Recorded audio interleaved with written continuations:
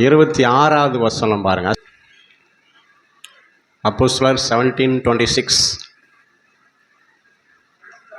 மனுஷ ஜாதியான சகல ஜனங்களையும் ஒரே இரத்தத்தினாலே தோன்ற பண்ணி பூமியின் மீதெங்கும் குடியிருக்க செய்து முன் தீர்மானிக்கப்பட்ட காலங்களையும் குடியிருப்பின் எல்லைகளையும் குறித்திருக்கிறார். அல்லேலூயா, ஆமென். அதில் 2 வார்த்தை இருக்குது பாருங்க. முன் தீர்மானிக்கப்பட்ட காலங்கள், குடியிருப்பின் எல்லைகளை அவர் என்ன செஞ்சிருக்கிறாருங்களா?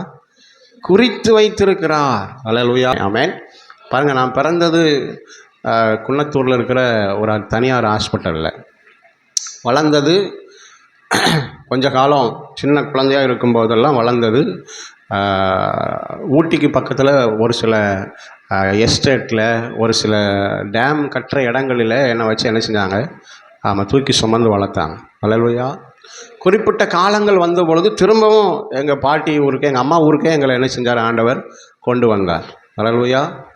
அப்புறம் ஒரு 2 வருஷம் பைபிள் காலேஜ் படிக்கிறதுக்கு ஈரோட்டில் வச்சுருந்தார். அப்புறம் கொஞ்சம் வருஷம் பாஸ்ட்டுக்கு கீழே ஊழியம் செய்கிறதுக்கு கோபிச்செட்டிபாளையத்தில் வச்சுருந்தார். அல்லேலூயா, ஆமாம். கல்யாணம் முடித்து நம்பியூருங்கிற இடத்துல ஊழியம் செய்யும்படி கர்த்தர் கொஞ்ச காலம் வச்சுருந்தார். ஆமாம். அப்புறம் இங்கே கொண்டு வந்து இது வரைக்கும் இங்கே வச்சிருக்கிறார். அல்லேலூயா. அப்போ நம்முடைய குடியிருப்பின் எல்லைகளையும் அதுக்கு ஒரு காலங்களையும் கர்த்தர் என்ன செஞ்சுருக்கிறாருங்க? நீங்கள் எல்லாருமே அப்படி இருக்கலாம். ஒரு நாள் கொஞ்ச காலம் அங்கே இருந்திருப்பீங்க, கொஞ்ச காலம் இங்கே இருந்திருப்பீங்க, கொஞ்ச காலம் இப்போ இங்கே இருக்கிறீங்க. ஆமாம். இதெல்லாம் தேவனால் முன் தீர்மானிக்கப்பட்டவைகள். அல்லேலூயா. எனக்கு குறிக்கப்பட்டவைகள் அவர் என்ன செய்கிறாராம்? நிறைவேற்றுகிறவர். ஆமென். வசனத்தொருத்தர் எல்லாருமே சேர்ந்து வாசிப்போம்.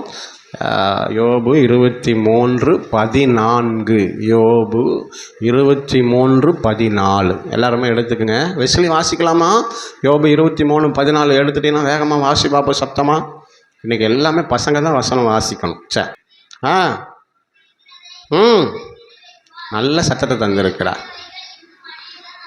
நல்ல கையை தட்டி ஆண்டவர் மகிமைப்படுத்துங்க பார்ப்போம். அல்லேலூயா, ஆமாம்.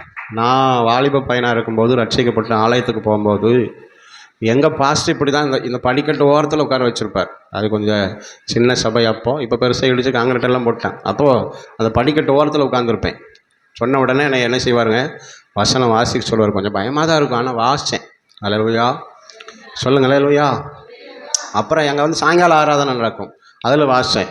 அப்புறம் என்ன செஞ்சாருன்னா, பஸ்ஸுக்கு காசு கொடுத்து கோபியில் நடக்கிற ஆராதனைக்கு வர சொல்லுவார். அங்கே போய் வசனம் வாசிக்கிறதுக்கு அங்கே சரியான போட்டியாக இருக்கும். இருந்தாலும் ஏதாவது ஒரு வசனத்தையாவது வாசிக்கிறதுக்கு என்ன செய்வேன்? ஆமாம், முயற்சி செய்வேன். முடிஞ்ச உடனே அழகாக ஒரு முட்டை குழம்புல சாப்பாடு வாங்கி கொடுப்பார் ஹோட்டல் கடையில். பஸ்ஸுக்கும் காசு கொடுப்பார். அல்லேலூயா. பஸ் ஸ்டாண்ட்லேருந்து 3 கிலோமீட்டர் நம்ம இருக்கும்னு நினைக்கிறேன், நடந்து போகணும். ஒரு ஓலை குடிசையில் இருந்துச்சு அந்த சபை. அதனால் வசனம் வாசிக்கிறது பாக்கியம்னு சொல்ல வர்றேன். ஆமாம்.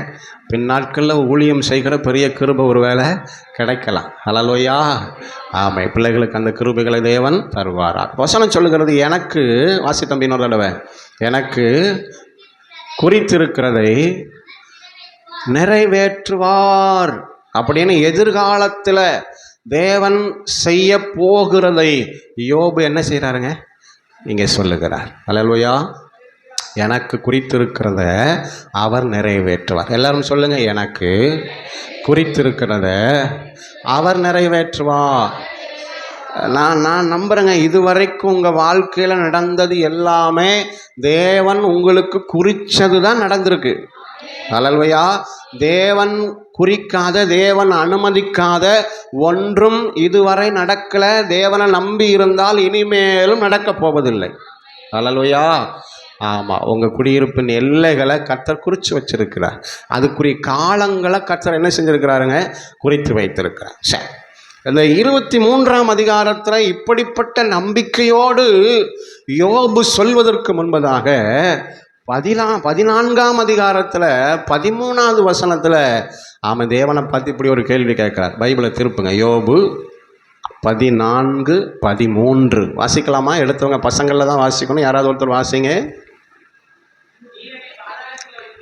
நீர் என்னை எடுத்துக்க எல்லாரும். யோபு 14:13. நீர் என்னை பாதாளத்தில் ஒழித்து உமது கோபம் தீரு மட்டும் என்னை மறைத்து என்னை திரும்ப நினைக்கும்படிக்கு எனக்கு ஒரு காலத்தை குறித்தால் நலமாயிருக்கும். அப்போ இவர் என்னன்னா யோபோடு என்னன்னா என் மேலே ஆண்டவர் கோபமாக இருக்கிறாரு. அவர் என்னை மறந்துட்டார். அவர் என்ன செஞ்சிட்டாரு? மறந்துட்டாரு. என்ன நினைக்கிறதுக்குன்னு ஒரு காலத்தை குறிச்சா எப்படி இருக்கும்? நல்லா இருக்கும் அப்படின்னு புலம்புறார். அல்லேலூயா. நிறைய நேரங்கள் நாம அப்படிதான் புலம்புறோம். நாம எங்க ஆண்டவர் என்ன மறந்துட்டாரோ தெரியலையே. நான் போகிற இந்த துன்பத்தின் பாதையில், பாடுகளுக்கு மத்தியில், ஆமென், வேதனைகளுக்கு மத்தியில், நிந்தைகளுக்கு மத்தியில் நான் புலம்புறேன், கத்துறேன், சத்தமே கேட்க மாட்டேங்கிறாரு, தேவன் என்ன மறந்துட்டாரோன்னு புலம்புறோம். ஆனால் அடுத்த வசனத்தில் சொல்கிறாரு பாருங்க, வாசிங்க அடுத்த வசனம் 14 வாசிங்க. மனுஷன் செத்தபின் பிழைப்பானோ, எனக்கு மாறுதல் எப்போது வரும் என்று எனக்கு குறிக்கப்பட்ட போராட்டத்தின் நாளெல்லாம் நான் காத்திருக்கிறேன். அல்லேலூயா. அதற்கு முந்தின வசனத்தில் கர்த்தர் என்னை நினைத்தால் நலமாயிருக்கும், என்ன நினைக்கிறதற்கு ஒரு காலத்தை குறித்தால் நலமாயிருக்கும் என்று புலம்பின யோபு அடுத்த வசனத்தில் சொல்லுகிறார், என் போராட்டத்தின் காலம் குறிக்கப்பட்டிருக்கிறது. அல்லேலூயா. அந்த காலம் முடிகிற வரைக்கும் என்னை நினைக்கிற என் தேவனுக்கு முன்பதாக நான் காத்திருப்பேன். அல்லேலூயா. ஆமென். அப்ப பாருங்க பிரியமானவர்களே, நம்ம வாழ்க்கையில போராட்டத்திற்கு கூட ஒரு காலத்தை குறித்து வைத்திருக்கிறார். ஆமென். 430 வருடம் முடிந்த அந்த நாளிலே எகிப்தில் இருந்து ஜனங்கள் என்ன செய்யப்பட்டார்கள்? விடுதலையாக்கப்பட்டார்கள். அவருடைய போராட்டத்தின் காலம் முடிவுக்கு வந்தது. அல்லேலூயா.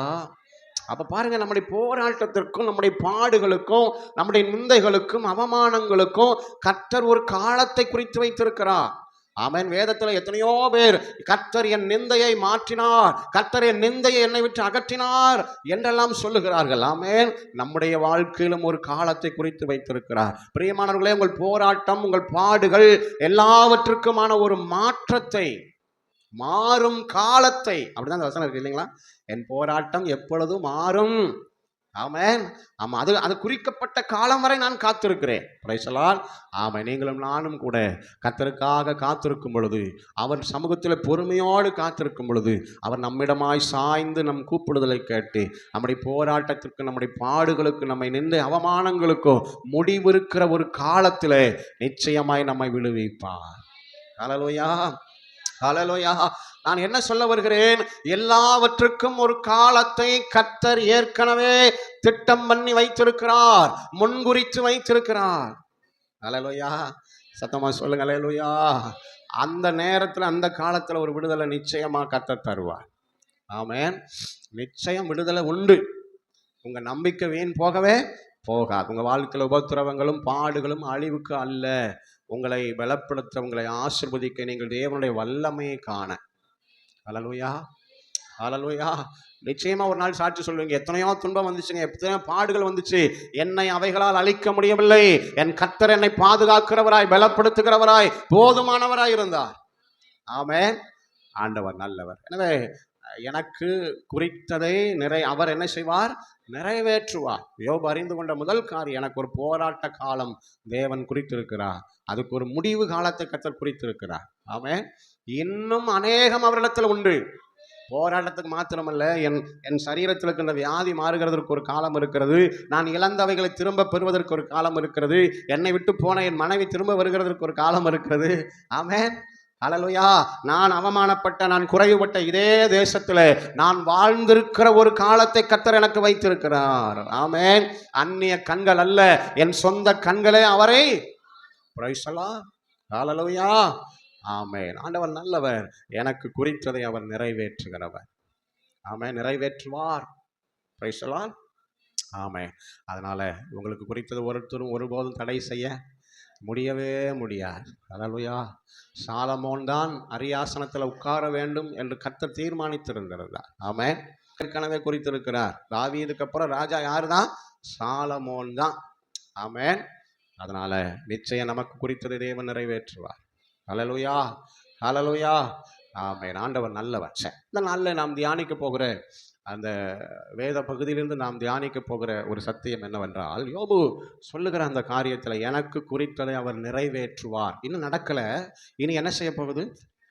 நடக்க போகுது. வருங்காலத்தை குறித்து, எதிர்காலத்தை குறித்து தேவன் செய்வாருங்கிற நம்பிக்கையின் வார்த்தைகளை அவன் அறிக்கை செய்கிறான். ஹல்லேலூயா, ஹல்லேலூயா. ஆண்டவர் ரொம்ப நல்லவர். ஆமென். ஆமா, எனக்கு குறித்ததை அவர் நிறைவேற்றுவார். இன்னும் இன்னும் நிறைய வச்சிருக்காருங்க அவர் எல்லாத்தையும் செய்வாருங்க. ஆமென். என் தேவன் நன்மைக்கு ஏதுவாக தான் செய்வார்.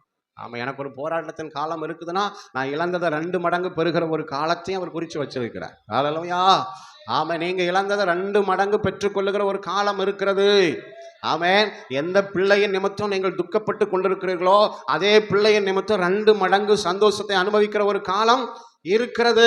எந்த மனிதன், எந்த உறவுகள் எதை குறித்து நீங்கள் துக்கப்படுகிறீர்களோ, வேதனைப்படுகிறீர்களோ அதே காரியத்தில் 2 மடங்கு சந்தோஷத்தை பெற, அல்லது எந்த காரியத்தை குறித்து மற்றவர்கள் உங்களை குற்றப்படுத்துகிறார்களோ அதே காரியத்தில் 2 மடங்கு சந்தோஷத்தை பெற தேவன் ஒரு காலத்தை குறித்து வைத்திருக்கிறார். நீங்கள் யோபுவை போல தேவனை நம்பும் பொழுது அது நடக்கும். Price the Lord. அவர் என்னை கொன்று போட்டாலும் ஆமாம், நம்பிக்கையின் வார்த்தைகளை பேசுகிற யோபு. சொல்லுங்க, நம்பிக்கையின் வார்த்தைகளை பேசுகிற நன்மையை பார்க்கறதுக்கு முன்னாடியே, நன்மையை அனுபவிக்கிறதுக்கு முன்னாடியே ஆமென், நம்பிக்கையின் வார்த்தைகளை பேசுகிற யோபு. ஆமென், ஆமென். குறைவுகளுக்கு நடுவில், பலவீனங்களுக்கு நடுவில் தன்னை சுற்றிலும் இருக்கிற நண்பர்கள், தன்னை சுற்றிலும் இருக்கிறவர்கள் தன்னை கேவலமாக, தூஷணமாக, நிந்தையாக, அவமானமாக பேசும்போது இவன் நம்பிக்கையின் வார்த்தைகளை பேசுகிறான். ஹல்லேலூயா. ஆமாம், இன்றைக்கு தேவ சமூகத்தில் வந்திருக்கிற நாமும் கூட இந்த வசனங்களிலிருந்து கற்றுக்கொள்ள வேண்டும் என்று விரும்புகிற பரிசுத்த ஆவியானவருடைய விருப்பம் என்னவென்றால், நம்முடைய வாழ்க்கையிலும் எந்த பாதையிலும் எந்த சூழ்நிலையிலும் நாம் நம்பிக்கையின் வார்த்தைகளை அறிக்கை செய்ய வேண்டும். எனக்கு குறித்ததை அவர் நிறைவேற்றுவார். நம்முடைய ஆண்டவருக்கு ஒரு அழகான பேர் இருக்கிறது, அவர் நம்பிக்கையின் தேவன். ஆமென். நம்பிக்கையின் தேவன் தாமே என்று நாம் நாம் நாம் வாசிக்கிறோம். ஹல்லேலூயா, ஹல்லேலூயா. அப்போ நம்முடைய நம்பிக்கையை கனப்படுத்துகிற ஆண்டவர். ஆமென் சொல்லுங்களேன். நிச்சயமாகவே முடிவு உன் நம்பிக்கை வீண் போகாது. ஆமென். வேதத்தில் எத்தனையோ பரிசுத்தவான்கள் இக்கட்டான சூழ்நிலையிலும் தங்களுடைய வாழ்க்கையில் எதிர்மறையான சூழ்நிலைகளிலும் நம்பிக்கையின் வார்த்தைகளை பேசி இருக்கிறார்கள். ஆமென். அவர்கள் என்ன பேசினார்களோ, அவர்கள் என்ன அறிக்கை செய்தார்களோ அதன்படியே கர்த்தர் அவர்களை ஆசீர்வதித்தார், அவர்களை பலப்படுத்தினார், அவர்களை ஜெயிக்க பண்ணினார், அவர்கள் இழந்ததை திரும்ப அவர்களுக்கு தந்து ஆசீர்வதித்தார். ஆமென். எனவே நம்முடைய வாழ்க்கையிலும் இந்த வசனத்தின் அடிப்படையில் 12வது மாதத்தில் வந்திருக்கிற நாம் ஆமென், நம்பிக்கையின் வார்த்தைகளை பேச நாம் நம்மை ஒப்பு கொடுப்போம். ஹல்லேலூயா. முதலாவதாக ஆபிரகாம். ஆமென். ஆபிரகாம் இடத்துல ஆண்டவர் வந்து சொல்லுகிறார், உன் நேசகுமாரனும் உனக்கு பிரியமான பிள்ளையுமாகிய அவனை என்ன செய், பலி செலுத்து. வாசிங்க, ஆதியாகமத்தின் புஸ்தகம் 22:1 வாசிக்கலாம். இந்த காரியங்கள் நடந்த பின்பு தேவன் ஆபிரகாமை சோதித்தார். எப்படி எனில், அவர் அவனை நோக்கி, ஆபிரகாமே என்றார், இதோ அடியேன் என்றார். அவர், உன் புத்திரனும் உன் ஏகசுதனும் உன் நேசகுமாரனுமாகிய ஈசாக்கை அழைத்து கொண்டு மோரியா தேசத்திற்கு போய் அங்கே குறிக்கும் மலைகளில் ஒன்றில் அவனை என்ன செய்ய, தகன பலியாக செலுத்து. ஆமென். பாருங்க, ஆண்டவர் ஆபிரகாமை பார்த்து சொல்லுகிறார், அப்பா உன் நேசகுமாரன், உன்னுடைய ஏக சுதன், அப்புறம் இன்னொரு வார்த்தை புத்திரன், ஏகசுதன், நேசகுமார். ஆமென். அவனுக்கு பையன், அதுவும் ஒரே பையன், அதுவும் அவன் நேசிக்கிற பையன். ஆமென். ஹல்லேலூயா.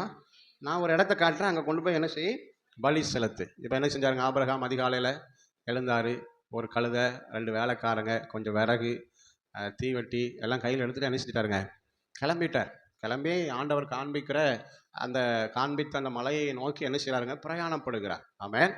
பிரயாணப்பட்டு மலைக்கு பக்கத்தில் என்ன செஞ்சாச்சுங்க, வந்தாச்சு. அப்போ வேலைக்காரங்க கிட்ட சொல்கிறாரு, வாசிங்க அந்த வசனத்தை.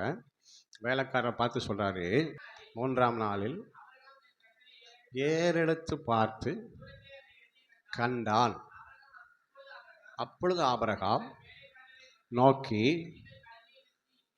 நீங்கள் இங்கேயே காத்திருங்க, நானும் பிள்ளையாண்டானும் அவ்விடம் மட்டும் போய் தொழுது கொண்டு உங்களிடத்திற்கு திரும்பி வருவோம். அல்லது போகிறது எதுக்குங்க? பிள்ளைய பலி செலுத்த தான் போகிறான். அவனுக்கு நல்லா தெரியும், நம்ம போய் பலி செலுத்திட்டா நம்ம மட்டும்தான் திரும்பி வருவோம் அப்படிங்கிறது அவனுக்கு நல்லா என்ன செய்ய தெரியும். ஆனாலும் அந்த சூழ்நிலைகளுக்கு நடுவில் அவன் விசுவாச வார்த்தைகளை பேசுகிறான். ஆமென். இதை குறித்து நாம் புதிய ஏற்பாட்டில் வாசிக்கும் பொழுது ஆமென், அவன் என்ன நினைச்சானா, என் பிள்ளை மறிச்சாலும் அந்த மரித்து போன அந்த சாம்பலில் இருந்து கூட திரும்ப அவனை உயிர்ப்பிக்க முடியும். எங்க இருக்குங்க? எபிரேயர் 11ஆம் அதிகாரம் 18வது வசனம். எபிரேயர் 11:18. ஈசாக்கினிடத்தில் உன் சந்ததி விளங்கும் என்று சொல்லப்பட்டிருந்தது. மரித்தோரிலும் இருந்து எழுப்ப. ஆமென். பாருங்க, பலி செலுத்த போறான், விறகெல்லாம் அடிக்காச்சு. அப்புறம் ஈசாக்க மேல என்ன வாசிமா போதும் மேலெல்லாம் என்ன செஞ்சாச்சுங்க? அடிக்காச்சு. ஈசாக்க கையை கட்டி படுக்க வச்சாச்சு. தீப்பந்தம் ரெடியா இருக்கு. இனி என்னதான் செய்யணும்? அவனை கொன்னு எரிக்கணும், அவ்வளவுதான். ஆனா இவன் நம்பிக்கை என்ன? அவர் வாக்குத்தத்தம் பண்ணினவர், அவர் சர்வமுள்ள வல்லமை உள்ள தேவன். இந்த குமாரன் இடத்துல தான் சந்ததி விளங்கும்னு ஏற்கனவே என்ன செஞ்சிருக்கிறாரு? வாக்கு பண்ணியிருக்கிறார். நட்சத்திரத்தை போல, அவன் கடற்கரை மணலை போல பெருக செய்வேன் என்று அவர் சொல்லி இருக்கிறார். நான் என் பிள்ளையை பலி செலுத்தினாலும் அவன் சாம்பலாவே மாறினாலும் திரும்பவும் சாம்பலில் இருந்து கூட இந்த ஈசாக்கை கொடுக்க, அவன் மரித்தோரிலிருந்து எழுப்ப என் தேவனாலே ஆகும் என்கிற நம்பிக்கை இறந்ததுனால தான் வேலைக்காரங்களை பார்த்து சொல்றாரு, நீங்க இங்கேயே கழுதையை வச்சுட்டு காத்துருங்க, நாங்கள் அவ்விடம் மட்டும் போய் தொழுது கொண்டு நானும் பிள்ளையாண்டானும் திரும்ப வருவோம். அல்லேலூயா, அல்லேலூயா. நம்பிக்கையை கனப்படுத்துகிற தேவன். ஆமென். நம்முடைய வார்த்தைகள் நம்பிக்கையின் வார்த்தைகளாய் வெளிப்படும் பொழுது கர்த்தர் அதை கனப்படுத்துகிறார். ஆமென்.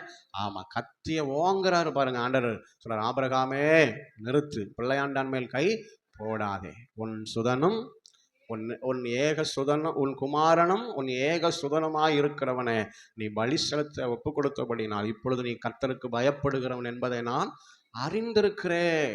அல்லேலூயா. ஆமா, அவன் திரும்பி பார்க்கிறான். கொம்பு முள்செடியில மாட்டப்பட்ட ஒரு ஆடு, அதை கர்த்தருக்கு பலி செலுத்தி அவனும் அவன் குமாரனும் திரும்ப வீட்டுக்கு போனாங்க. கையை தட்டி கர்த்தரை மகிமைப்படுத்துங்க. ஆமே. நம்முடைய வாழ்க்கையில ஆமே, நம்முடைய நம்பிக்கையை நாம் அறிக்கை செய்யும் பொழுது எனக்கு குறித்ததை அவர் நிறைவேற்றுவார், நானும் பிள்ளையாண்டானும் அவ்விடம் மட்டும் போய் திரும்ப வருவோம் என்று அவன் அறிக்கை செய்த பொழுது கர்த்தர் என்ன செய்தாருங்க? அந்த நம்பிக்கையை கனப்படுத்தினார். ஆமே. அல்லேலூயா. ஆமாம், தேவன் மேல் இருக்கிற நம்பிக்கைக்கு நிச்சயம் சோதனைகள் வரும். பக்கத்தில் கைப்பிடி சொல்லுங்க, ஆண்டவர் மேலே வச்சுற நம்பிக்கைக்கு நிச்சயம் சோதனை வரும். ஆமென்.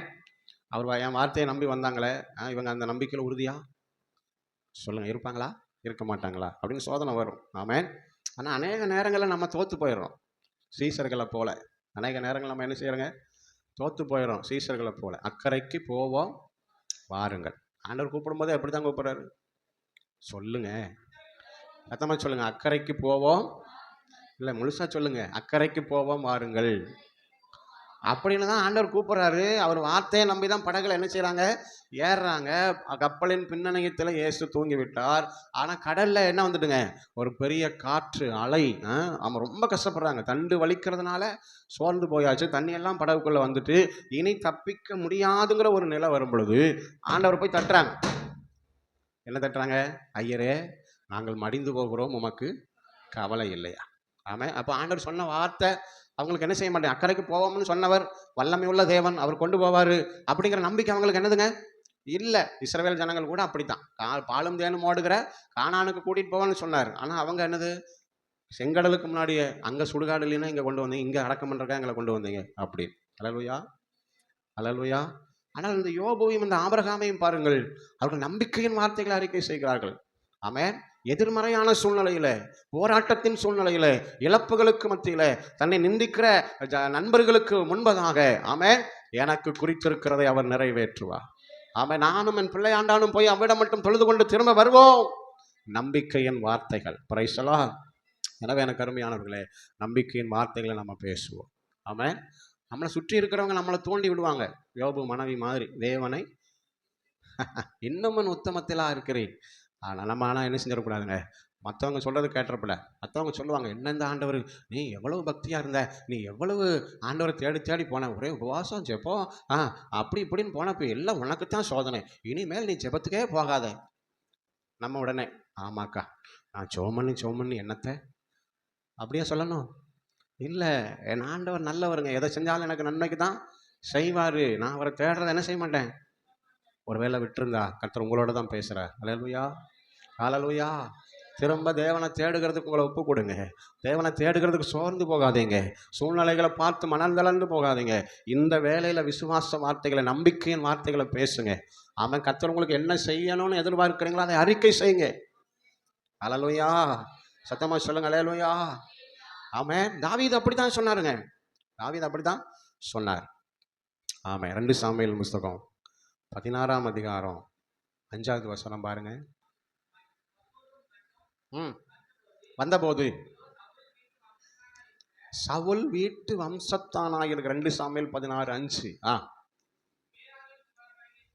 சிமேயி மனுஷன் புறப்பட்டு தூசித்து கொண்டே நடந்து வந்து சகல ஜனங்களும்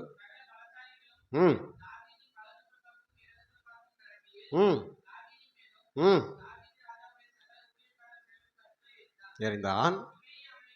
தூசித்து எப்படிங்க, இரத்த பிரியனே, பேலியாளின் மனுஷனே, தொலைந்து போ தொலைந்து போ.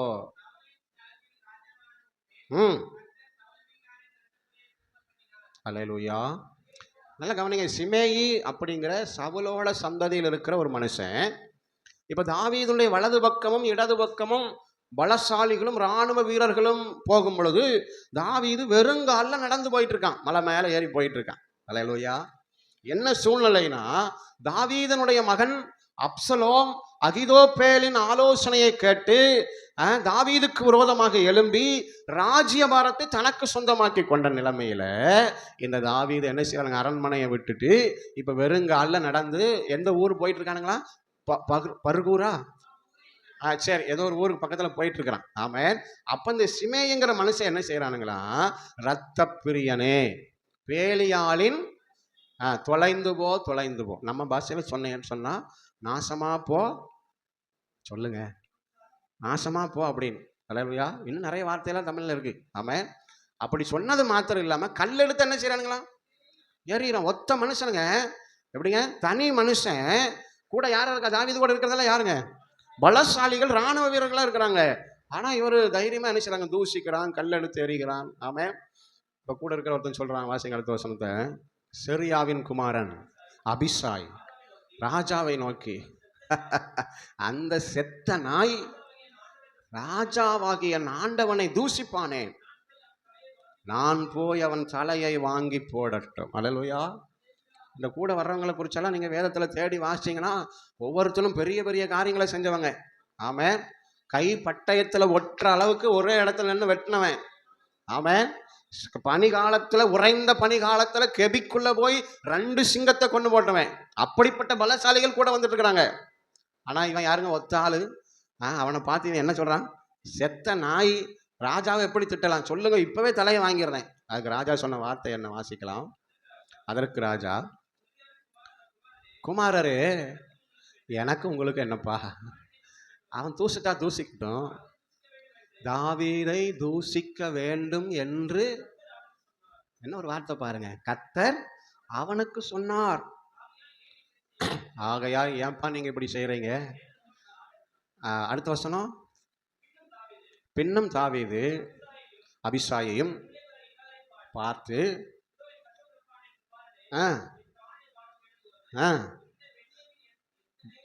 அதிகமாய் செயல்படுவான். கட்டளையிட்டு இருக்கிறார்.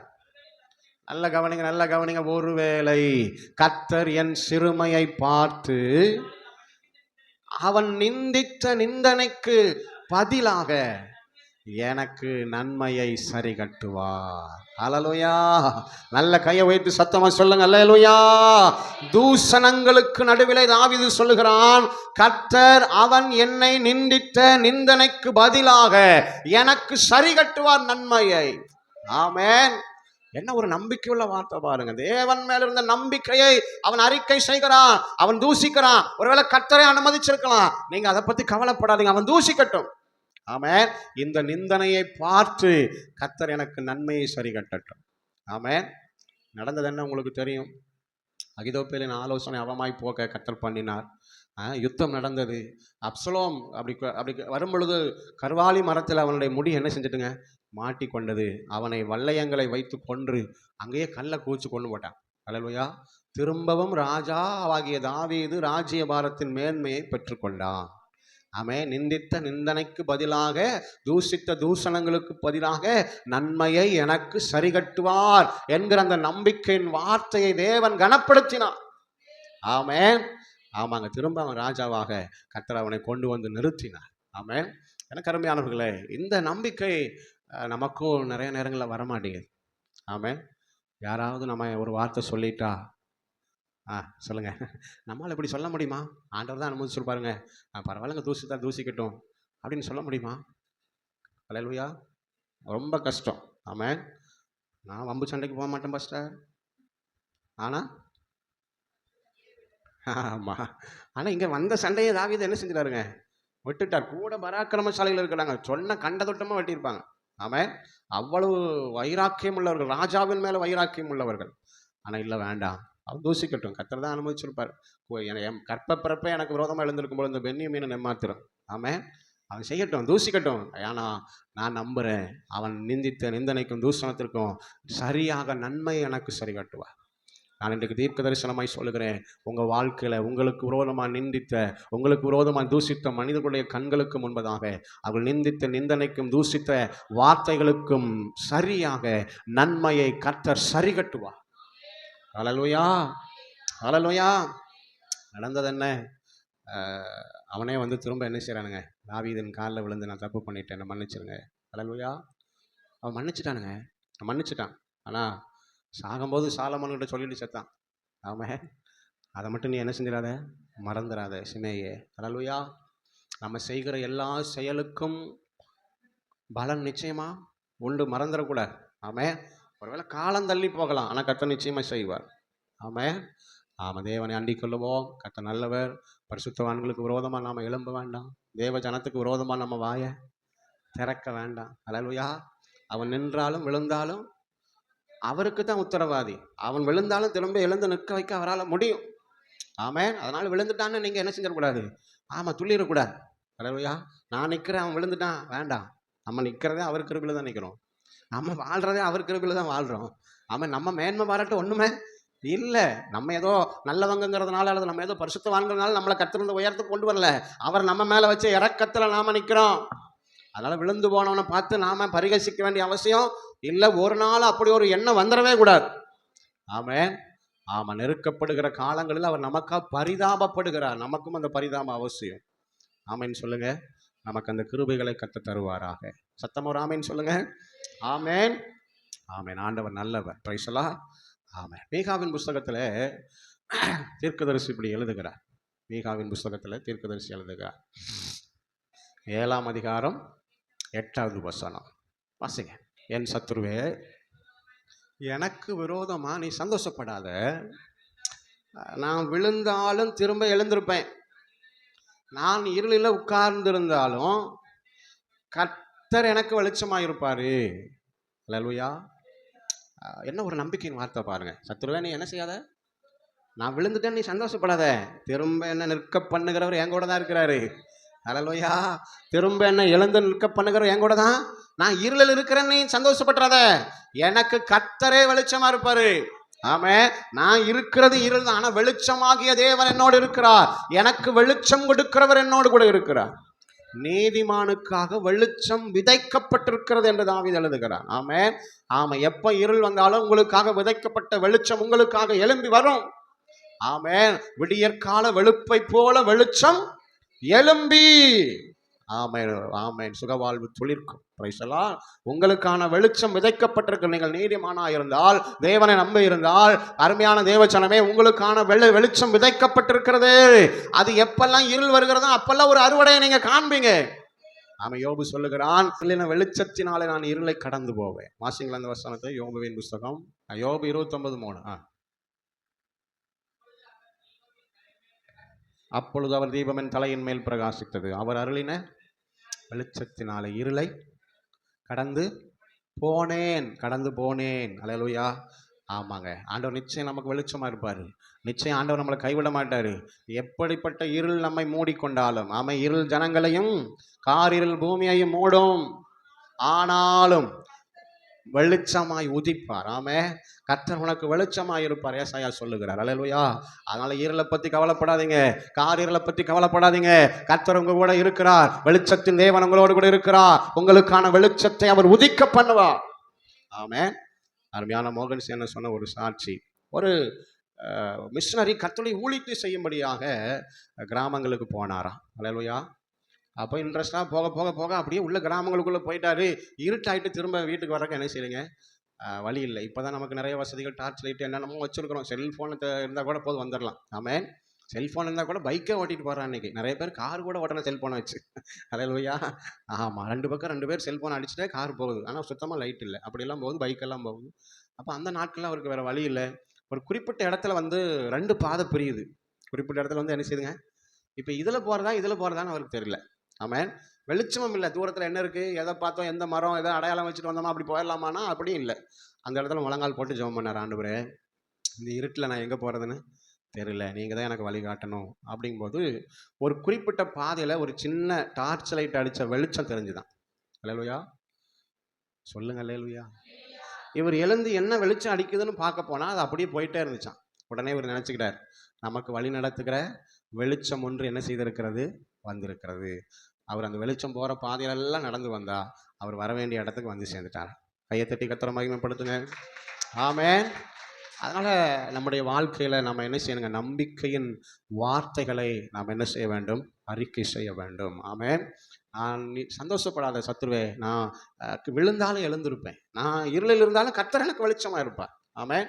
நான் வியாதியின் இருளில் இருந்தாலும் சுகம் என்கிற வெளிச்சமாக என் ஆண்டவர் இருப்பார். நான் வறுமை என்கிற இருளில் இருந்தாலும் செல்வம் என்கிற வெளிச்சமாக என் ஆண்டவர் என்னோடு இருப்பார். அல்லேலூயா. நான் தனிமை என்கிற இருளில் இருந்தாலும் எனக்கு துணை செய்கிற கர்த்தராய் என் ஆண்டவர் இருப்பார். ஆமென். நான் நெருக்கத்தில் இருந்தாலும் என்னை விசாலத்தில் கொண்டு வருகிறவராய் என் கர்த்தர் இருப்பார். அல்லேலூயா. எந்த இருள் என்னை சூழ்ந்து கொண்டாலும், நான் மரண இருளின் பள்ளத்தாக்கில் நடந்தாலும் என் தேவரீர் என்னோடு கூட இருக்கிறார் வெளிச்சமாய். ஆமென். அப்படிப்பட்ட நம்பிக்கையுடையவர்களாய் நாம் இருப்போம். கர்த்தர் நம்மை கைவிடவே மாட்டார். எனக்கு குறித்ததை நிறைவேற்றுவார் அவர். அல்லேலூயா. அல்லேலூயா. நம்பிக்கையின் வார்த்தைகளை நாம் எப்பொழுதும் பேச கர்த்தர் நமக்கு கிருபை தருவாராக. அல்லேலூயா. ஆமென். தாவீதை குறித்து இன்னொரு சம்பவத்தில் கூட நாம் வாசிக்கலாம். கோலியாத்தின் சம்பவம் 17ஆம் அதிகாரம். கோலியாத்துக்கு முன்பதாக தாவீது சொல்லுகிற ஒரு வார்த்தை அங்கே எழுதப்பட்டிருக்கிறது. 45வது வசனம், 17:45 வாசிங்க.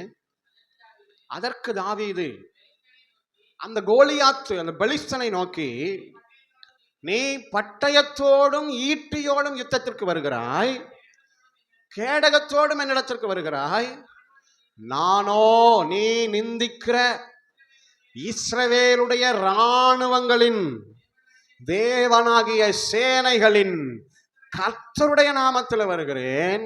அடுத்த வசனம் நல்ல கவனிங்க. இன்றைய தினம் கர்த்தர் உன்னை என்னிடத்தில் ஒப்பு கொடுப்பார்.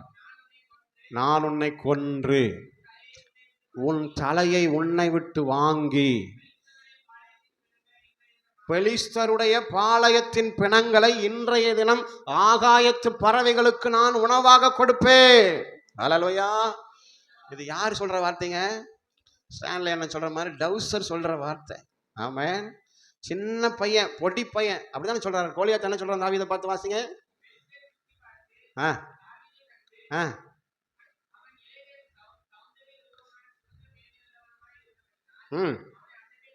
அவனை என்ன செய்தானுங்களா? சின்ன பையன், வாலிப பையன், ரொம்ப சின்ன பையன். ஆமாம், பொடி பையன். இவன் என்ன செஞ்சிருக்கான்? யுத்தத்துக்கு வந்து அது கையில் என்னதான் வச்சிருக்கான்? தடியை வச்சுட்டு வரானுங்க. இவன் பெரிய பட்டயம், அவன் பட்டயம் நெசவு தாங்கு அளவு இருந்துச்சான் அவன் கைப்பிடி. அல்லேலூயா. அதனுடைய நிறை என்னதுங்களா? எத்தனை சேக்கலோ போட்டிருக்கும் பாருங்க. அது அது அந்த வெயிட்டெல்லாம் நீங்களும் நானும் தூக்கவே முடியாது. அல்லேலூயா. ஆனால் ஒரு நாளில் தாவீது திரும்ப அந்த பட்டயத்தை தனக்கு பாதுகாப்பாக்கி கொண்டார். ஹல்லேலூயா. ஆண்டவர் நல்லவர். ஆனால் இந்த இடத்துல நாம் கவனிக்க வேண்டியது என்ன? தாவீதின் நம்பிக்கையின் வார்த்தைகள். ஆமென். நீ பட்டயத்தோடு ஈட்டியோடு கேடகத்தோடு வருகிறாய், ஆனால் நானோ ஆமென் இராணுவங்களின் தேவன் சேனைகளின் கர்த்தருடைய நாமத்தில் வருக. இன்றைக்கு உன்னை என் கரத்தில் என் தேவன் ஒப்பு கொடுப்பார். உன் தலையை வாங்குவேன்.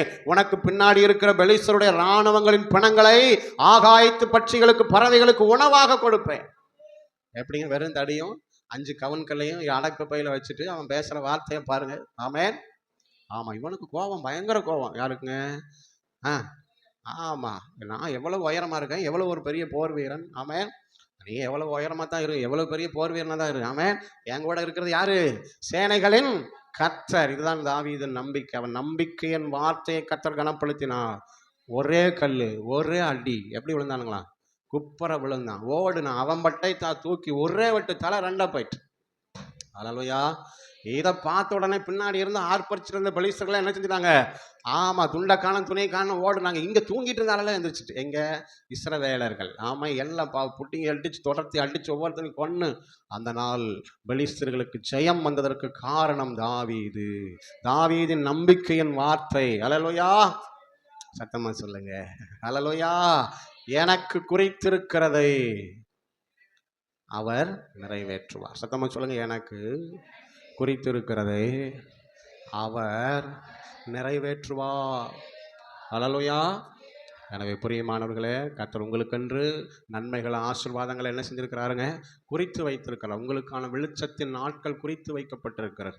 உங்களுடைய சத்துருக்களுக்கான அழிவு குறித்து வைக்கப்பட்டிருக்கிறது. ஹல்லேலூயா. நீங்கள் இழந்தவைகளை திரும்ப பெறுகிறதற்கான ஒரு நாட்கள் குறித்து வைக்கப்பட்டிருக்கிறது. உங்களுக்கு விரோதமாய் எழும்புகிற அப்சலோமின் ஆலோசனைகள் எல்லாம் அவமாய் போகிற ஒரு நாள் குறிக்கப்பட்டிருக்கிறது. ஆமென். ஹல்லேலூயா. ஆமென். உங்கள் வியாதிகள் மாற, உங்கள் பலவீனங்கள் மாற ஒரு நேரத்தை நாட்களை கர்த்தர் குறித்து வைத்திருக்கிறார். ஆமென் சொல்லுங்க. எல்லாவற்றுக்கும் முடிவு சமீபம். Praise the lord. ஹல்லேலூயா. ஆனா நம்ம செய்ய வேண்டியது ஒண்ணு என்னன்னா, நம்பிக்கையின் வார்த்தையை நாம பேசணும். ஹல்லேலூயா. ஒருபோதும் அவிசுவாசமான தேவனை துக்கப்படுத்துகிற வார்த்தைகளை நம்ம என்ன செஞ்சிடக்கூடாதுங்க? பேசிடவே கூடாது. ஹல்லேலூயா. கர்த்தர் அதை கவனிக்கிறார். ஆமென். ஹல்லேலூயா. நீங்கள் நம்பிக்கையின் வார்த்தைகளை பேச பேச கர்த்தர் நிச்சயம் அவைகளை நிறைவேற்றுவார். ஆமென். எனவே இதுவரை எப்படியோ இனி வருகிற நாட்கள் உங்கள் வாயின் வார்த்தைகள் நம்பிக்கையின் வார்த்தைகளாக இருக்கட்டும். கர்த்தர் எனக்கு சுகம் தருவார், கர்த்தர் என்னை விடுதலையாக்குவார், கர்த்தர் என்னை ஆசீர்வதிப்பார், கர்த்தர் என் கடனை மாற்றுவார், கர்த்தர் எனக்கு போதுமானவராய் இருப்பார். ஆமென். நாங்கள் இப்பொழுது இருக்கிறதை போல இருப்பதில்லை. கர்த்தர் எங்களை உயரத்தில் வைப்பார். ஆமென். எங்கள் குடும்பத்தை கர்த்தர் ஆசீர்வதிப்பார், பிரிவினைகளை கர்த்தர் மாற்றுவார், சமாதானத்தை கர்த்தர் உண்டாக்குவார். சூழ்நிலைகள் மாறும், மனிதர்கள் மாறுவார்கள், வேற இருதயத்தை கர்த்தர் கொடுப்பார். ஹல்லேலூயா. ரட்சிப்பு வரும். Praise the lord. ஹல்லேலூயா. நன்மை பலனாக வரும். அறிக்கை செய்வோம். ஆமென். நம்முடைய வாழ்க்கையிலையும் கர்த்தர் அப்படியே செய்ய அவர் வல்லமை உடைய தேவனாய் இருக்கிறார். ஹல்லேலூயா. ஹல்லேலூயா. ஆமென். சாத்ராக், மேஷாக், ஆபேத்நேகோ கூட அப்படிதான் அறிக்கை செஞ்சாங்க. ஆமென். நாங்கள் ஆராதிக்கிற எங்கள் தேவன் எங்களை தப்பு வைக்கிறதற்கு வல்லவராயிருக்கிறார். தானியேலின் புஸ்தகம் 3ஆம் அதிகாரம் 17, 3:17.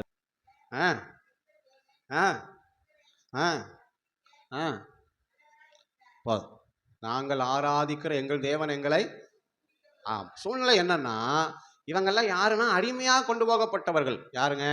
சாத்ராக், மேஷாக், ஆபேத்நேகோ, தானியேல், இன்னும் அவனோடு இருக்கிற நிறைய வாலிபர்களை, நிறைய பேரை அவன் என்ன எங்க தேவனுடைய பிள்ளைகளை, இஸ்ரவேல் ஜனங்களை எங்க கொண்டு போயிட்டாங்க? பாபிலோனுக்கு அடிமையாக கொண்டு போயிட்டான். இப்போ அடிமையா இருக்கிற இவங்களை பார்த்து ராஜா சொல்லுகிறாரு, ஒரு பெரிய சிலையை நிறுத்தியிருக்காரு. ராஜா என்ன நிறுத்தியிருக்காருங்க? பெரிய சிலை. இந்த சிலையை எல்லாரும் விழுந்து வணங்கணும்னு. ஆனா இவங்க 3 பேர் என்ன செய்யலைன்னா சிலையை வணங்கலை. காரணம் என்னன்னா, இவங்க ஜீவனுள்ள தேவனை தவிர ஒருத்தரை என்ன செய்ய மாட்டாங்க? வணங்க மாட்டாங்க. ஏன்னா ராஜாவுக்கு கூட, அவன் பெரிய மந்திரியா இருந்தா கூட அவனுக்கு வணக்கம் கிடையாது. அல்லேலூயா. மொர்தெகாயை கொல்ல காரணம் என்ன? தன்னை வணங்க மாட்டேங்கிறான்னு தான் ஆமானு கோபம். ஆமென். அந்த மாதிரி இந்த ராஜா சொல்றாரு, சிலையை வணங்கணும். எல்லாரும் வணங்கினா இவங்க 3 பேர் மட்டும் வணங்கலை. இது ராஜா காதுக்கு போயிட்டு உடனே ராஜா சொல்றாரு, திரும்ப ஒரு உஷம் மேலம் நாகஸ்வரம் எல்லாம் துணிக்கும். நீங்க என்ன செஞ்சிடணும்? எல்லாரும் விழுந்து வணங்கும் போது நீங்களும் வணங்கணும், இல்லைன்னா அக்கனிக்குள்ள போட்டுருவேன் அப்படின்னு. அல்லேலூயா. இவர் சொல்றாரு, இவங்க 3 பேரும் சொல்றாங்க, பரவாயில்ல அக்கனிக்குள்ள போட்டாலும் பரவாயில்லையா, நாங்கள் ஆராதிக்கிற தேவன் அந்த அக்கனியிலிருந்து தப்புவிக்கிறதற்கு வல்லவர். அல்லேலூயா. இதை கேட்ட உடனே ராஜாவுக்கு பயங்கர கோபம். இப்ப 19 வசனம் வாசிங்க. அப்பொழுது நேபுகாத்நேச்சார் கடும் கோபம் கொண்டு வேறுபட்டது சூளையை சாதாரணமா இருக்கிற சூட்டை விட 7 மடங்கு என்ன செஞ்சானுங்களா, சூடாக்குனான். என்ன நடந்துச்சு, அவங்கள எல்லாம் அப்படியே கட்டுனாங்க. யார 3 பேர்த்தையும் என்ன செஞ்சாங்க, அவங்க துணி இருக்கிற எல்லாம் மொத்தமா வச்சு கட்டி, ஏன்னா தூக்கி போடும்போது குதிச்சு என்ன செஞ்சிடக்கூடாது, ஓடி இருக்கக்கூடாதுல்ல, அதனால சுத்தமா என்ன செஞ்சிட்டாங்க, நல்லா நீட்டா கட்டியாச்சு. 3 பலமுள்ள ராணுவ வீரர்கள், அக்கனி 7 மடங்கு இருக்குல்ல, அந்த ராணுவ வீரர்களை கூப்பிட்டு இவங்களை தூக்கி என்ன செய்யுங்க, அக்கனியில போடுங்க. என்ன நடந்துச்சு வாசிங்க. 21. சால்வைகளோடும் நிசார்களோடும் பாகைகளோடும் எல்லா வஸ்திரங்களோடும் கட்டப்பட்டு போடப்பட்டார்கள். கடுமையா இருந்தபடினால, சூளை மிகவும் சூடாக்கப்பட்டிருந்ததுனால தூக்கி கொண்டு போன மனுஷர்களை கொன்று போட்டது. ஹல்லேலூயா. பாருங்க, அவ்வளவு வெப்பம். அவன் கட்டாயம் பக்கத்துல போய் போட்டிருக்க மாட்டான். அவன் நல்ல பலசாலி. இவங்க அடிமையா வந்தது, அது வாலிப பசங்க. அஸ்வின் மாதிரி கிரேசன் மாதிரி கொஞ்சம் ஒல்லியா தான் இருந்திருப்பாங்க. சேம் மாதிரி குண்டா இருக்க வாய்ப்பு இல்லை, ஏன்னா அடிமையின் தேசத்துல தானே இருக்கிறாங்க. ஹல்லேலூயா சொல்லுங்க. ஹல்லேலூயா. அதனால எவ்வளவு தூரம் தள்ளி இருந்து வீச முடியுமோ தூக்கி வீசியிருப்பாங்க. ஆமாம். எப்படி அந்த ஓரத்துல திண்டுல விழுந்தாவது உள்ள விழுந்துட்டோம் அப்படின்னு என்ன செஞ்சிருப்பாங்க, தள்ளி நின்று வீசினால அக்கினி ராஜாவுடைய கட்டளை கடுமையா இருந்ததுனால அந்த அக்கினி அந்த 3 பேரையும் என்ன செஞ்சுதுங்க, கொன்று போட்டது. ஆனால் நடந்தது என்ன, அடுத்த வருஷம் வாசிங்க.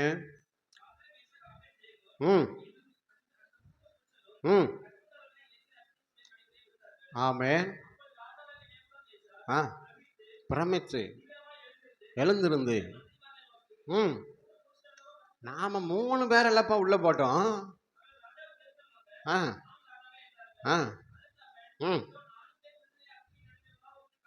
Price the lord. Hallelujah. Hallelujah. அதுல முதல்ல ஒரு வார்த்தை பாருங்க, அக்கினியின் நடுவில், இல்ல அதுக்கு மேல 3 பேரை ராஜா பார்க்கும்போது எப்படி பார்க்கிறாருங்க, கட்டப்பட்டவர்களாக. ஏனுங்க நான் யோசிக்கிறேன், தூக்கி போட்டவனே செத்து போயிட்டான்னா, இவன் தலையில இருக்கிற பாகை, நிசாரு, சால்வை, அவனை கட்டின கயிறு கூட சேதப்படலை. ஹல்லேலூயா. அப்ப எப்படி மறுபடியும் பார்க்கறாரு, 4 பேர் உலாவிட்டு இருக்காங்க. எப்படி அந்த 4வது ஒரு ஆள் வந்தான் பாருங்க, அவர் எல்லா கயிறையும் அவுத்து, நீங்க வாங்கப்பா, கொஞ்சம் உங்களை என்ன செய்யறேன், அக்கினிக்கு நடுவில் சுத்தி காட்டுறேன் அப்படின்னு என்ன செஞ்சிருப்பாரு, சுத்தி காட்டியிருப்பாரு. அதான் ராஜா பார்க்கிறார். ஹல்லேலூயா. சத்தமா சொல்லுங்க. ஹல்லேலூயா. ஆமென். ஆமா. அவங்க தலை வெளியே வந்தாச்சு, அவங்க தலை முடி கூட என்ன செய்யலைங்களா, கருகலையா. வாசிங்களா அந்த வசனத்தையும். கூடி வந்து பலம் செய்யாமலும் கருகாமலும் சால்வைகள் சேதப்படாமலும். ஆமென். ஹல்லேலூயா. அவங்க போட்ட சால்வையோ தொப்பியோ ட்ரெஸ்ஸோ ஒன்னுலையும் சேதம் இல்லை. ஹல்லேலூயா. ஆமாம். தலை முடி கூட என்ன செய்யலைங்களா, கருகி போல. சரி, போன போது மேலே ஒரு அக்கினி, அந்த ஒரு வாசம் இருக்கும் பாருங்க. அந்த அக்கினிக்குன்னு ஒரு வாசம் இருக்கு. ஆமாவா இல்லைங்களா. ஹல்லேலூயா. இப்போதான் நம்ம வீட்டிலலாம் கேஸ் வந்துட்டு, அப்போல்லாம் அடுப்பில் தான் என்ன செய்யுங்க, காப்பியெல்லாம் போடணும். ஒரு சிலர் காப்பி போட்டுட்டு வந்தா அது புகை வாசமாக என்ன செய்யுங்க, அடிக்கும். எதை போட்டு புகைக்கிறாங்க, அது புகையவே வச்சு அப்படியே காப்பி வச்சுருப்பாங்க. தீயில தான் காப்பி வைக்கணும், ஆனால் அவங்க எதில் வச்சுருப்பாங்க, புகையில. அது புகை வாசம் அடிக்கும். ஒரு சில நேரம் குழம்பு புகை வாசம் அடிக்கும். நம்ம அந்த மாதிரி அக்கினிக்குள்ளே போயிட்டு வந்தால் அக்கினி வாசம் அடிக்கணும்ல. ஆனால் இவங்க மேலே மோந்து பார்க்குறாங்க பக்கத்தில் போய், ஆனால் ஒரு வாசமும் காணாமே. ஹல்லேலூயா. தேவன் எவ்வளவு நல்லவர் பாருங்க. நம்ம காப்பாற்றுறது மாத்திரம் இல்லைங்க, நமக்குன்னு இருக்கிற எல்லாத்தையும் காப்பாற்றுகிற ஆண்டவர். ஹல்லேலூயா. நாம் தேவன் மேல நம்பிக்கை உள்ளவர்களாக இருக்கும் பொழுது அவர் நம்மை மாத்திரமல்ல, நமக்குண்டான எல்லாவற்றையும் பாதுகாக்கிறார். ஒன்றும் சேதப்படுவதில்லை, ஒன்றும் அழிந்து போவதில்லை, சத்துருக்களின் எண்ணம் ஒன்றும் நிறைவேறப் போவதும் இல்லை. ஆமென். அவர் எங்களை தப்புவிக்க வல்லவர். ஆமென். ஹல்லேலூயா. நாமும் நம்புவோம், நாம விசுவாச அறிக்கை செய்வோம். ஹல்லேலூயா. ஆமா, அவர் எங்களை கொன்று போட்டாலும் நம்பிக்கையாக இருப்பேன். அவர் எங்களை எந்த சூழ்நிலையில் கொண்டு போனாலும் அவர் எங்களை தப்புவிக்க வல்லவர். ஒருவேளை தப்புவிக்காமையே போனாலும் சரி, நீ நிறுத்தின சிலையை நாங்கள் என்ன முடியாது, வணங்க முடியாது. நாம் என்ன செய்வோம், கர்த்தருக்காக வைராக்கியம் பாராட்டுவோம், கர்த்தருடைய கற்பனைகளுக்காக கட்டளைகளுக்காக வைராக்கியம் பாராட்டுவோம். ஹல்லேலூயா. ஹல்லேலூயா. ஆமா, தேவன் நல்லவர். Price the Lord. ஆமே, எனக்கு குறித்திருக்கிறதை அவர் என்ன செய்வாருங்க? நிறைவேற்றுவார். நம்ம எழுந்து நிற்போம். கர்த்தர் நம்மோடு பேசின நல்ல வார்த்தைகளுக்காக நன்றி சொல்லுவோம். தொடர்ந்து உடைய ஆமீன் சமூகத்தை நோக்கி பார்ப்போம். தேவ சமூகத்தில் எழுந்து நிற்கிறாங்களா? ஹல்லேலூயா. நன்றி ராஜா, உம்மை ஸ்தோத்திரிக்கிறோம். முன்னறிந்து என்னை முன் குறித்தீரே, வென்று பலன் கொடுத்தீரே. முன்னறிந்து என்னை முன் குறித்தீரே, முடியும் என்று பலன் கொடுத்தீரே. எனக்கு குறித்ததெல்லாம் செய்து முடிப்பவரே. சொல்லுங்க. என்னை அழைத்தவரோ உண்மையுள்ளவரே. எனக்கு குறித்ததெல்லாம் செய்து முடிப்பவரே. நல்லவரே. என்னை அழைத்தவரோ உண்மையுள்ளவரே. ஆமென். நன்றி ராஜா, நன்றி ராஜா, நன்றி ராஜா, இயேசு ராஜா.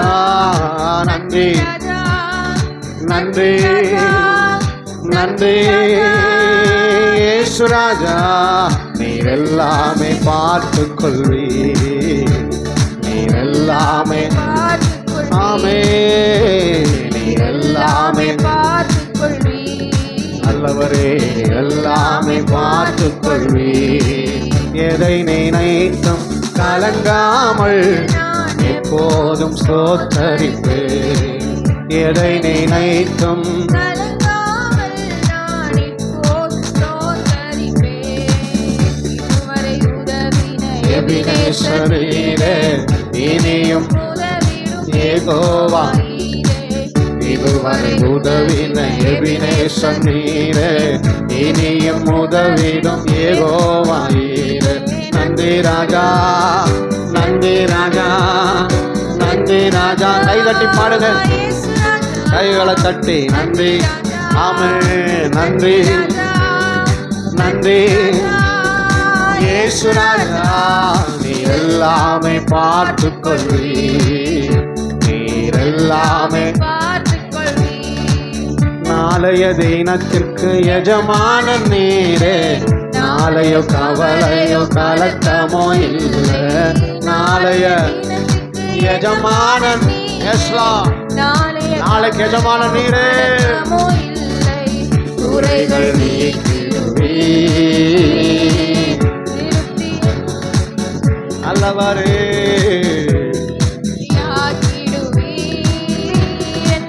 துதித்து மகிழச் செய்வீர், குறைகள் நீக்கிடுவீர், நிறைவாயாக்கிடுவீர், திருப்தியாக்கிடுவீர்,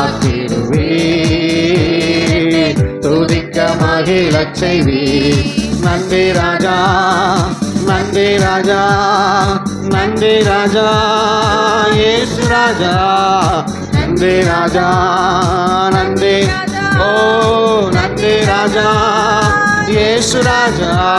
நீர் எல்லாமே பார்த்துக் கொள்வீர், நீர் எல்லாமே.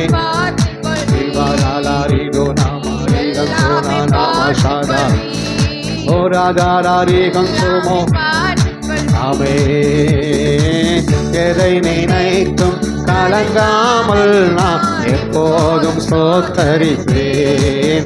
எதை நினைத்தும் கலங்காமல் நான் இப்போதும் ஸ்தோத்தரிப்பேன். இதுவரை உதவின எபினேசர் நீரே, இனியும் நடத்திடும் யெகோவா நீரே. இதுவரை உதவின எபினேசர் நீரே, இனியும் உதவிடும் யெகோவா நீரே. நன்றி ராஜா, நன்றி ராஜா, நன்றி ராஜா, இயேசு ராஜா. நன்றி நன்றி நன்றி நன்றி நன்றி நன்றி நன்றி.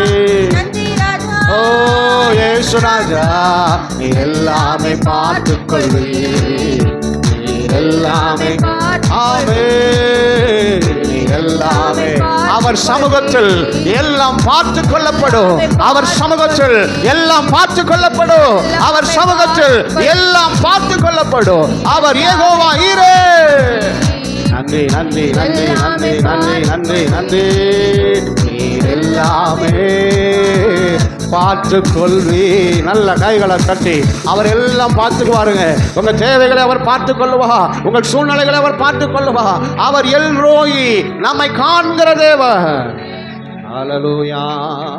நீங்க கடந்து போகிற பாதை அவர் அறிவா. ஆமென். ஹல்லேலூயா ஹல்லேலூயா. நான் போகும் பாதையை அவர் அறிவா. நான் சோதிக்கப்பட்ட பின் பொன்னாக விளங்குவேன். யோபுவோட அறிக்கை நாம் அறிக்கை செய்வோம். நான் போற பாதை அவருக்கு தெரியுங்க. நிச்சயம் என்ன பொன்னா நிறுத்துவாரு, மகிமையா நிறுத்துவாரு, ஆசீர்வாதமா நிறுத்துவாரு. ஆமே, நான் மகிமையாய் பொன்னாய் விளங்குவேன். நன்றி நன்றி நன்றி.